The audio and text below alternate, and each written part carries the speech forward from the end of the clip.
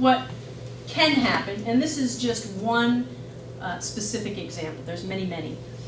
Have you ever received an email, unsolicited, and you don't know who owns the email? Most people say yes. And have you opened it? Yes.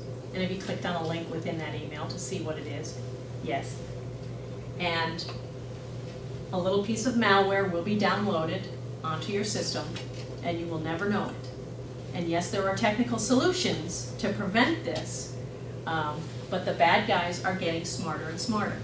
If you think about what antivirus, what antivirus's job is there's bad stuff that's coming into your network or coming in through email or coming in through as traffic.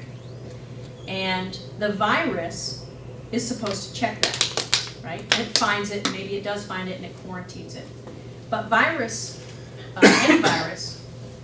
only checks up to 50% of the bad stuff that's out there. There's stuff out there called zero-day exploits. What about the code that we don't know about, that they're writing right now and we have no fixes for? That stuff is what's making it through.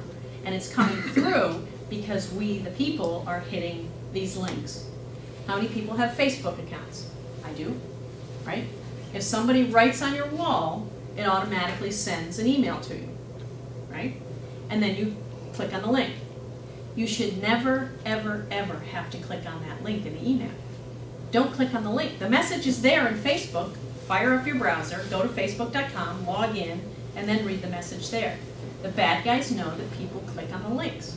The bad guys know that Facebook is open as an open window on most people's business computers, because it's not either A, C-levels aren't paying attention to it, or B, maybe it is allowed because people are using Facebook now in business, in a business setting. So don't click on the links. In fact, rule of thumb, don't ever click on a link from an email. It's not necessary. If you see a link, go to the website and find that, whatever it is, article, or find the PDF, or find out whatever it is, the long way.